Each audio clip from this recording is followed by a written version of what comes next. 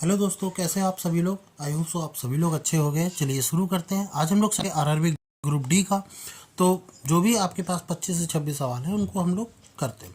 Line wise नहीं आएंगे क्योंकि आरआरबी का ग्रुप डी का आपको पता होगा पेपर कि वो पहले मैथ या हिंदी या रीजनिंग या जी के कुछ भी दे सकते हैं। ठीक है, तो पहला क्वेश्चन क्या है कि 8/35 और 24/5 इसका कह रहा है एलसीएम कितना होगा। तो जब भी कभी लघुत्तम या एलसीएम पूछता है तो हमेशा नॉमिनेटर का एलसीएम लेते हैं, यानी इसका लेंगे LCM lowest common factor multiple, और इसका लेंगे highest common multiple LCF factor. ठीक है, तो इन दोनों का एलसीएम कितना होगा, 24 होगा। जबकि इन दोनों का एचसीएफ कौन कॉमन है, तो 7 5 जाए, इसमें 5 1 जा 5, तो 5 है इसलिए 5 आ जाएगा। तो इसका आंसर कितना हो जाएगा 24/5। अगला करें, कह रहा ए और सी मिल करके किसी काम को 8 घंटे में कर सकते हैं। ठीक है, ए और बी और सी तीनों मिल करके उसी काम को, एक छेद को उसे 6 घंटे में खोद सकते हैं, या कोई काम 6 घंटे में पूरा कर सकते हैं। बात वही है। उसी छेद को खोदने के लिए बी द्वारा अकेले काम। अच्छा, ए और सी इन दोनों का एलसीएम ले लें, कितना आ जाएगा 24 आ जाएगा। 8 त्रिक 24 होता है और 6 चौको 24 होता है। आपको इतना समझ में आना चाहिए कि ए और सी मिला करके 3 यूनिट काम कर रहे हैं, जबकि ए बी सी मिला करके 4 यूनिट काम कर रहे हैं। जब ए और सी 3 यूनिट काम कर रहे हैं, इसका मतलब है बी अकेला 1 यूनिट काम कर रहा होगा, तभी तो ये मिला करके 1 और 3 मिला करके 4 है। ठीक है, तो अगर यही 24 यूनिट काम कराया जाए पूरे बी से, जिसका हर बार 1 घंटे में 1 यूनिट काम करता है, तो कितने घंटे लगेंगे, 24 घंटे लगेंगे। आई होप सो कोई दिक्कत वाली बात नहीं होगी। ऑप्शन नंबर बी सही है इसका। इसको देख लेते। कह रहा अमल ने 20% प्रति वर्ष साधारण ब्याज पर पेशकश करने वाली एक योजना में 13,000 रुपये का निवेश किया और वह अपने धन को 3 गुना करना चाहता है। तो उसे कितने महीने में योजना को अपनी राशि निवेशित करनी चाहिए। अगर 13,000 रुपये निवेश किया है और वो चाहता है कि ये 3 गुना यानी 39,000 रुपये हो जाए, इसका मतलब है उसको जो ब्याज मिलना चाहिए वो मिलना चाहिए 26,000। क्लियर है। तो एसआई का फार्मूला क्या होता है, PRT अपॉन में 100, यही होता है। तो एसआई कितना होगा 26,000, पी कितना है 13,000, आर कितना है 20%, टी हमें पता नहीं है कितने समय के लिए, पर हाँ जो ये समय निकलेगा वो ईयर में निकलेगा। ठीक है, तो 13,000 का दुगना होता है 26,000, ये 2 आ गया। 2 का 10 गुना होता है 20, 10 से ये कट जाएगा, तो टी की वैल्यू आ जाएगी 10 ईयर। पर यहाँ तो सारे ऑप्शन मंथ में है, एक साल में 12 महीने होते हैं, यानी ये हो जाएगा 120 मंथ। कहाँ लिखा हुआ है 120 मंथ, ऑप्शन नंबर डी सही है। क्लियर। अच्छा, एक सवाल और है क्या कि इसमें अगर 13,000 ना भी दिया होता, मैं कलर चेंज कर देता हूँ, तो 13,000 ना भी दिया होता तो भी हमारा काम चल जाता। कैसे, अगर कोई राशि इस 13,000 को ना देते तब भी हमारा काम चलता कि कोई राशि x है, वो अपना 3 गुना करना चाहता है, 3 गुना करना चाहता है यानी 3x करना चाहता है, तो ब्याज कितने का मिलना चाहिए 2x का। 2x का ब्याज मिलना चाहिए, अमाउंट उसका x है, रेट उसका 20% है, टाइम पता नहीं, अपॉन में 100, यही तो है। x से x कट जाएगा, और 2 से काटेंगे तो 10 से काट देंगे 100। ठीक, तो टी की वैल्यू 10 ईयर वहीं आ गए ना। तो इसका मतलब ये 13,000 ना भी देता तो भी हमारा आंसर आ जाता। चलिए अगला करते हैं, इसको जरा लगाइएगा आप। कहा गया है कि एक दुकानदार एक वस्तु को क्रय मूल्य से 60% अधिक अंकित करता है, यानी कॉस्ट प्राइस उसकी मान लो अगर 100x है, तो मार्क प्राइस उसका कितना होगा, कितने रुपए अंकित कर देगा, यानी छाप कितने रुपए देगा 160x। ठीक है, फिर कह रहा है 10% की 2 क्रमागत छूट देता है। अब 2 क्रमागत छूट ले लो, या ऐसे कर लो कि 160 का एक बार क्रमागत छूट दिया 10% का तो 90, और दोबारा दिया तो 90। फिर कह रहा है वो 148 रुपये का लाभ कमाता है, ये प्रॉफिट है। इसका मतलब है कि सेलिंग प्राइस कितनी होगी उसकी जो 100x है ना उसमें से 148 बढ़ा करके कमाया होगा। इसका मतलब ये कितना हो गया 100x प्लस 148, 2 जीरो से 2 जीरो, 1 जीरो से 1 जीरो, तो 16 इंटू 9 और 9, अच्छा 16 इंटू 9, काम करें इसका मल्टीपल करना है 16x, अरे यहाँ पर x की कहाँ था, x लिख लो, इंटू 9 इंटू 9 बराबर यह आ जाएगा 1000x, 10 को गुणा कर दिया उधर, प्लस 1480, 16 9 है 144, 144 का 9 गुना कितना होता है, 144 का 9 गुना, या 4 चौक 16, 36 कर लें क्या, 36 का स्क्वायर, चलो कोई बात नहीं, 9 चौको 36, 6 हासिल आएगा 3, 9 चौको 36, 3 39, ये आ जाएगा 3 और ये आ जाएगा 12, 1296, तो कितना आ जाएगा 1296 x बराबर 1000 x प्लस 148 0, ये उधर जाएगा तो 296 x की वैल्यू कितनी आ जाएगी 148 0, तो 48 का दुगना 96 और 1 का दुगना 2, ये 2 टाइम्स जाएगा, 2 से इसको काटोगे तो 10 यानी 5, ठीक, तो x की वैल्यू कितनी आ गई 5। अगर x की वैल्यू 5 आ गई, आपसे कह रहा वस्तु का क्रय मूल्य ज्ञात करो, तो 100 इंटू 5 500, कहाँ गया ऑप्शन नंबर सी सही है। अगला करें, ये सवाल हो जाएगा आई थिंक सो, पहले गुणा कर लीजिएगा, तो 15 इंटू 120, हालांकि डिवाइड है तो कोई फ़र्क नहीं पड़ता, बटे 6, और फिर से डिवाइड है तो 1/2 बराबर एक्स स्क्वायर प्लस का 114 है, हाँ ठीक है 114 है, तो 6 दूनी 12 और 2 से काट दिया तो 10, तो 150 में से 114 जाएगा तो 36 बचेगा, 36 किसका स्क्वायर होता है, वो होता है 6 का स्क्वायर, ऑप्शन नंबर डी सही है। चलिए आगे देखते हैं, इसका करेंगे आप लोग इकाई का अंक, पिछली बार भी हमने बताया था, क्या आप लोग बताएंगे इसका कि इकाई का अंक क्या होगा, होमवर्क में आपको दे रहे हैं, ठीक है। अगला करते हैं, केवल एक वृत्त का, यहाँ वृत्त नहीं गोला होना चाहिए, गोला होना चाहिए, वृत्त का पृष्ठीय क्षेत्रफल इतना है, तो गोले का पृष्ठीय क्षेत्रफल कितना होता है, वो होता है 4 pi r square, surface area of sphere वो कितना है 2464, ठीक है। कह रहा वृत्त को 2 बराबर, वृत्त मतलब गोले को 2 बराबर भागों में काटा गया। देखो जब भी कभी एक गोले को अगर काटा जाता है ना तो वो हेमिस्फीयर बन जाता है, ऐसा करके बिल्कुल एक समझ लो नींबू की तरह, ठीक है, जिसका ये एरिया भी सॉलिड होता है और ये एरिया भी होता है, तो 4 पाई आर स्क्वायर का ये हो जाएगा 2 पाई आर स्क्वायर, ऊपर से ये पाई आर स्क्वायर रहता है, तो टोटल कितना हो जाता है 3 पाई आर स्क्वायर, ठीक है।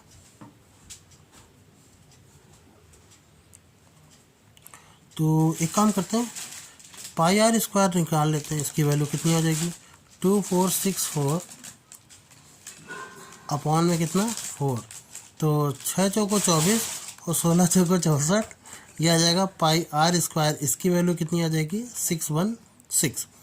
अब हमसे कह रहा है क्या, तो प्रत्येक गोले का संपूर्ण पृष्ठ यानी कि total surface area of hemisphere वो कितना होगा 3 पाई आर स्क्वायर, यानी 3 इंटू 616, तो 16 3 48 हो जाएगा, 6 3 18 हो जाएगा, तो 18 48 कहीं लिखा हुआ है, कहाँ है भाई, ये रहा ऑप्शन नंबर ए सही है।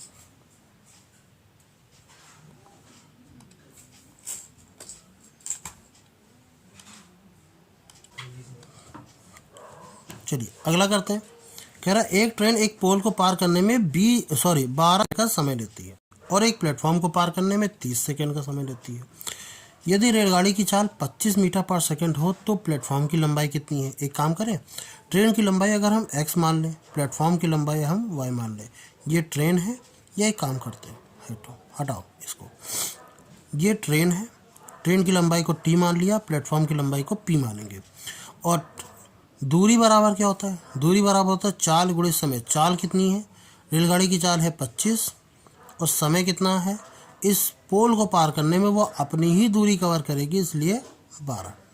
तो 12 इंटू 25 यानी कि आ जाएगा 300। कैसे निकाला? 12 होता है 3 इंटू 4 का, और हमें पता है 25 चौको 100 होता है, इसलिए 300 आ गया। ठीक है।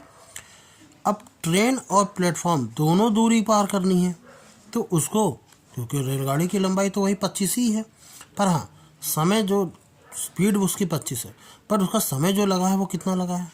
कह रहा 30 सेकंड लगा हुआ है। ठीक, तो 30 सेकंड अगर ये लगा हुआ है, इसका मतलब है 25 तक कितना हो जाएगा? 75, 750। और ट्रेन की कितनी है? 300, प्लस प्लेटफॉर्म की लंबाई हमें नहीं पता। प्लेटफॉर्म की लंबाई निकालने के लिए उधर जाएगा तो कितना हो जाएगा? 450 हो जाएगा। Option number C again.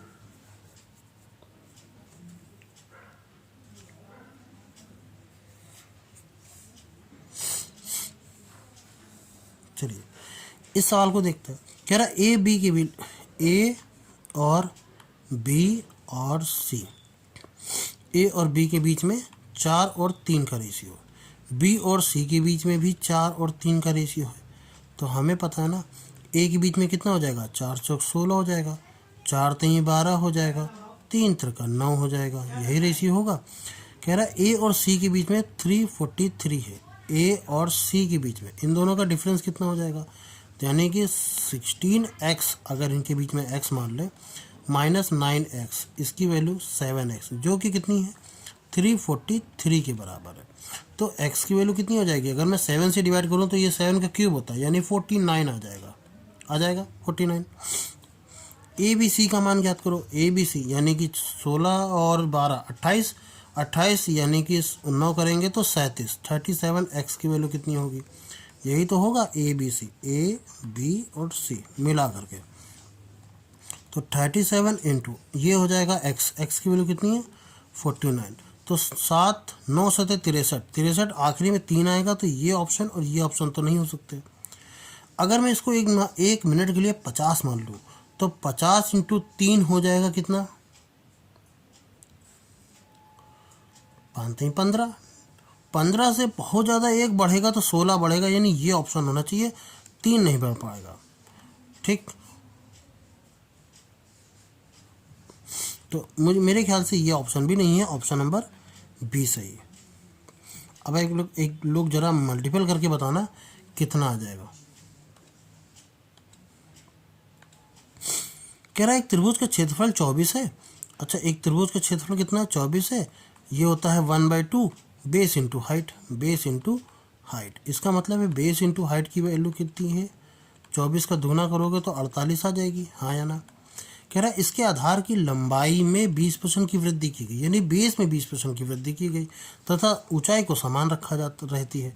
तो नया क्षेत्रफल कितना होगा? तो नया एरिया कितना होगा? 1/2 बेस हो गया कितना? पहले बेस जो बी था, अब वो बी की वैल्यू हो गई 120/100, 20% की वृद्धि की गई, इंटू एच,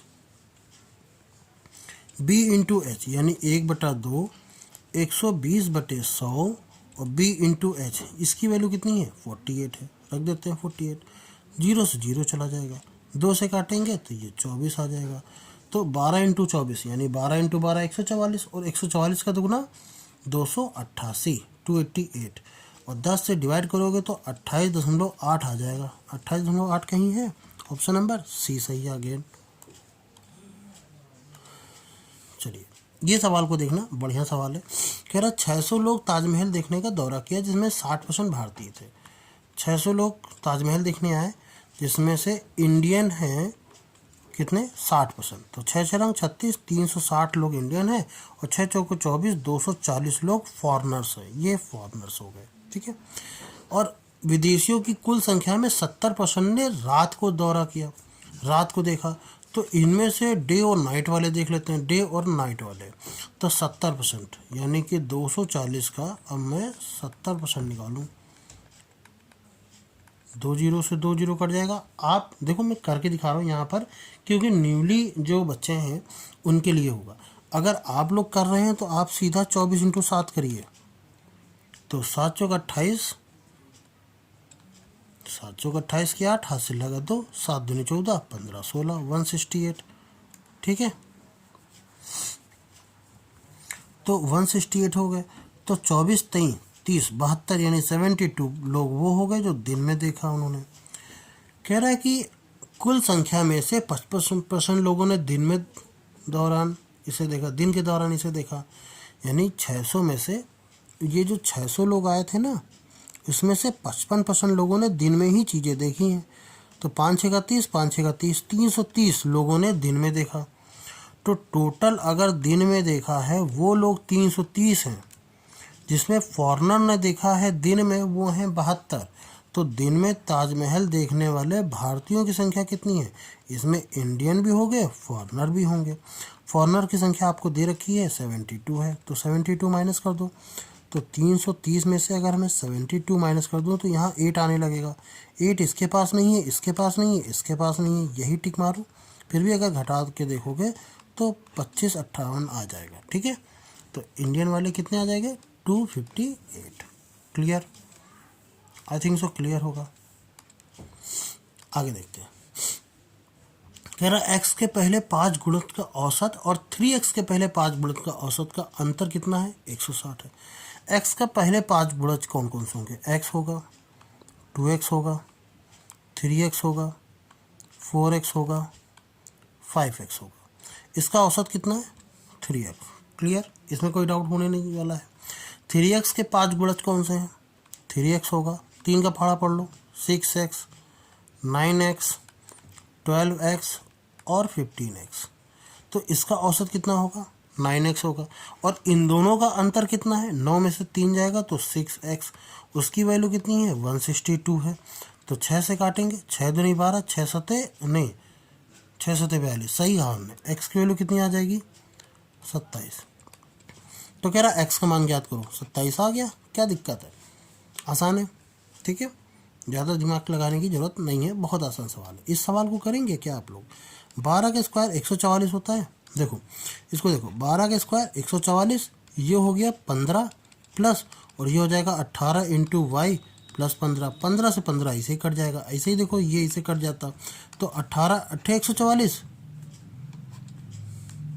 कोई दिक्कत? ठीक है, इस सवाल को देखते हैं। कह रहा सोमवार को बेचे गए लाल कारों की संख्या। ये कुछ आपका डीआई है जो कि रेशियो बेस्ड डीआई है। ठीक है, तो मंडे को टोटल 240 कार बेची गई, जिनमें रेड और ब्लू वालों का रेशियो 2 और 3 है। तो 2 और 3 मिला के कितना हो गया? 5। x ले लेते हैं, ये 2x 3x। ठीक है, तो 5x की वैल्यू कितनी है? अगर मैं बात करूं 5x की वैल्यू 240 है, तो x की वैल्यू कितनी होगी? 48। तो मंडे को रेड वाले कितनी होंगे? मंडे को रेड वाले वो होंगे 48 इंटू 2, यानी 48 का दुगना 96। और बुधवार को ब्लू वाले, बुधवार कहाँ गया? बुधवार ये हो गया 4 3 7। तो इसको मैं लिख लूँ अगर 7y, जिसकी वैल्यू है 280, 7 चौक 28, तो y की वैल्यू होगी 40। और ब्लू वाली कितना हो जाएगा? 4 चौक 16। तो वेडनेसडे को ब्लू वाले वो कितने हो जाएगी? 4 चौक 16, 160। अब हमसे कह रहा है बताइए अच्छा कितने होंगे? तो भाई यहाँ से देखा जाए तो 60 और 4 64 का डिफरेंस है। इनके बीच का अंतर कितना आ रहा है? भाई इसमें से 4 जोड़ोगे तो 100 आ जाएगा, 60 जोड़ोगे तो 160 आ जाएगा। तो 4 उधर से 60 उधर से 64 आ गया, 64। क्लियर? आगे बढ़े। 3 अंकों की वह छोटी संख्या ज्ञात कीजिए जिसमें 6 4 और 7 से विभाजित करने पर शेषफल 2 बचे। कितना हो जाएगा? 6 और 4, 6 और 4 का एलसीएम होता है 24, और 7 से करना है तो 7 24 सते 168 आता है ना। 7 चौक 28, 2 7 दूनी 14, 15 16। तो ये वो संख्या है जिससे ये सारी संख्या डिवाइड हो जाएंगी पूरी जगह से। पर कह रहा हर बार शेषफल 2 बचे, तो 168 में से 2 जोड़ दो। तो अब ये संख्या वो संख्या होगी जिस पर हर बार शेषफल क्या बचेगा? 2 बचेगा। ऑप्शन नंबर डी सही है। अगला करें। ए और बी की वर्तमान आयु क्रमशः 6 और 7 है। कह रहा वर्तमान आयु का योग कितना है? 39 है। तो 7 6 13, तो 13 x की वैल्यू 39 है, x की वैल्यू आ गई 3, यानी a की आयु आ गई 6 3 18 और b की आयु आ गई 7 3 21। इन दोनों के बीच में का अंतर कितना है? 3, यानी b जो है a से 3 साल बड़ा है। कह रहा जब a 4 वर्ष का था तब b की आयु कितनी है? तो a अगर 4 वर्ष का था तो b हमेशा a से 3 साल बड़ा होगा, तो 4 3 कितना हो जाएगा? 7 साल का हो जाएगा। क्योंकि जो आयु का अंतर होता है वो कभी भी कम नहीं होता, ना ज़्यादा होता, हमेशा बराबर रहता है। ठीक है, इसको देखते हैं। कह रहा है कि tan x की value tan x upon sec x, tan x को लिखेंगे हम sin x upon cos x, और अपॉन में sec x लिखा हुआ है इसलिए अपॉन में 1 अपॉन cos x लिख लेंगे। sec x को 1 अपॉन cos x लिखा जा सकता है, और इंटू में cos x लिखा ही हुआ है, इज इक्वल टू 1/2। तो ये से ये कट जाएगा। इसका मतलब है sin x और cos x की वैल्यू 1/2 होती है। ठीक है, ये दिया गया। कह रहा sin 2x की वैल्यू क्या होगी? sin में 2x की वैल्यू, इसका फॉर्मूला होता है 2 times of sin x cos x। तो 2 sin x cos x की वैल्यू क्या है? 1/2, 2 से 2 कैंसिल, इसका मतलब 1। sin 2x की वैल्यू क्या हो जाएगी? 1 हो जाएगी।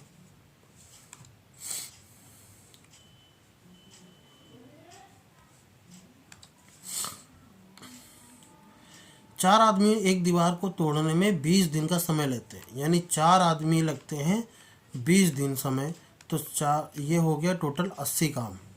अब इसी 80 काम को 8 दिन में करना है, बताओ कितना आदमी चाहिए? तो मैन कितना चाहिए वो देखते हैं। 8 दाम 80, मैन कितने होने चाहिए? 10। तो कह रहा है कितने अतिरिक्त आदमियों की आवश्यकता है? सवाल में 10 मत टिक मार देना, गलत है। ठीक है, 10 आदमी चाहिए, हमारे पास आदमी अभी कितने हैं? 4 आदमी अभी और हैं। तो अगर इसी काम को मुझे 8 दिन में कंप्लीट करना है तो मुझे 10 आदमी टोटल चाहिए, 4 अभी हैं, तो कितने आदमी और बुला लिए जाए? 6 आदमी और बुला लीजिए। ऑप्शन नंबर 6 इसका, सॉरी ऑप्शन नंबर डी इसका सही आंसर है, 6।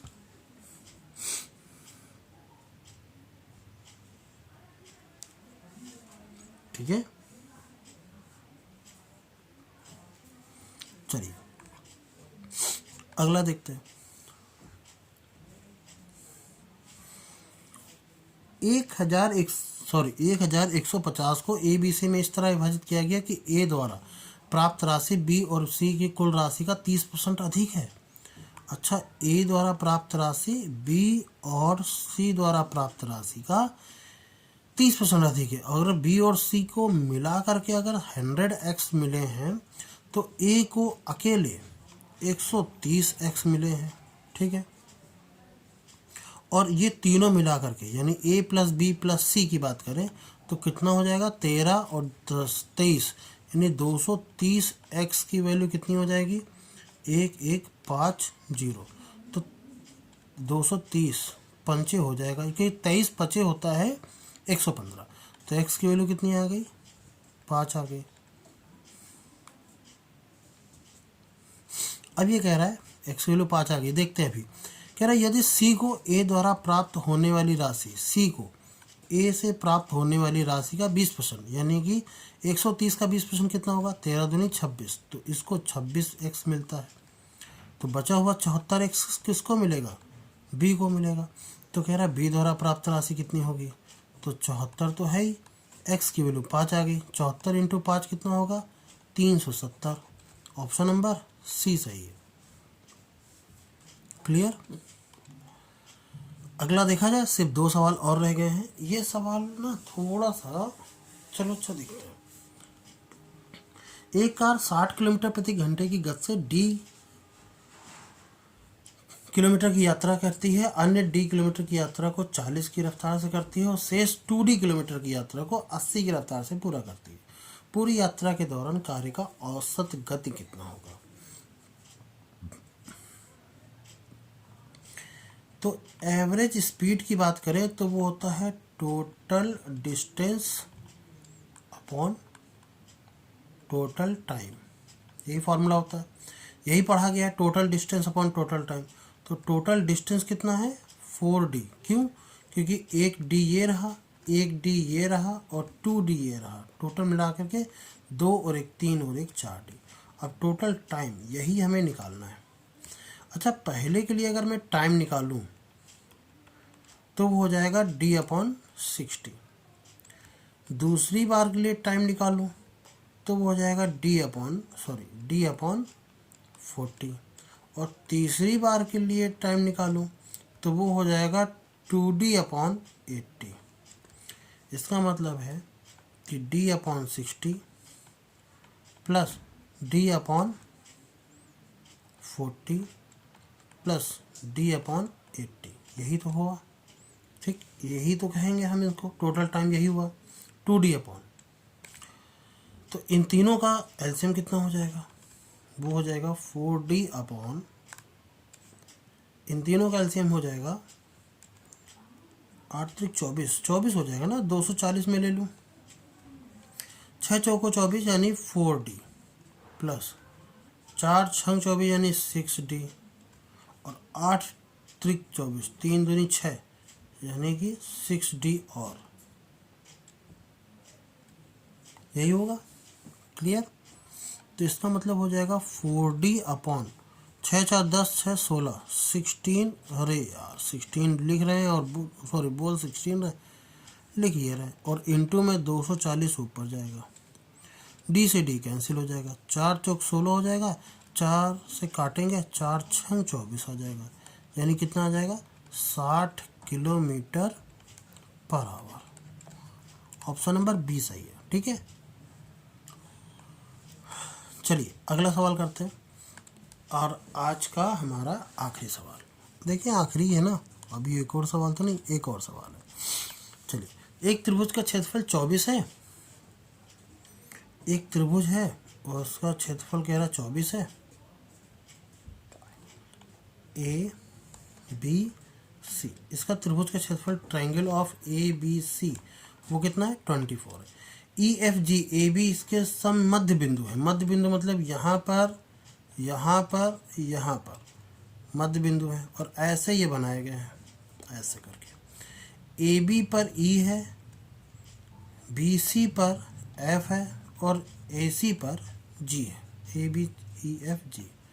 तो जब भी कभी मध्य बिंदु से बनते हैं ना तो इसके हर एक ट्रायंगल इक्वल एरिया में डिवाइड होता है। अगर ये एक्स है, ये एक्स है तो ये भी एक्स, तो ये भी एक्स, टोटल मिला के कितना 4x। और इस टोटल की वैल्यू कितनी की है 24 की है, तो 4 छंग 24 तो 6, x की वैल्यू कितनी आ गई 6। और हमसे कह रहा है त्रिभुज ई एफ जी का क्षेत्रफल कितना होगा, जाहिर सी बात है 6 सेंटीमीटर। ठीक है, अगला देखते हैं 83। कह रहा 400 का 20%, तो 400 का 20%, 20/100 कर सकते हो। ये कह रहा है y के 30% के 30/100 से 50 अधिक है। 2 जीरो से 2 जीरो कट जाएगा, 40 का दुगना 80, 50 उधर जाएगा, 80 में से 50 जाएगा तो 30 इज टू y इंटू 30/100। 30 से 30 काट दो तो y की वैल्यू कितनी आ गई 100। तो हमें नहीं लगता इसमें कोई भी दिक्कत होने वाली होगी। ठीक है, इस सवाल को भी हम लोगों ने कर लिया। तो आई थिंक सो इतने ही सवाल थे। अब आप देख लीजिएगा कितने सवाल होंगे, 24-25 तो सवाल होंगे ही होंगे। ठीक है, तो ये रहा हमारा सेट। बताइएगा कैसा लगा आपको। अगर चीज़ें अच्छी लगी हो, वीडियो अच्छा लगा हो तो लाइक सब्सक्राइब शेयर कीजिएगा। ठीक है, मिलते हैं जल्द ही नेक्स्ट वीडियो में, तब तक के लिए जय हिंद।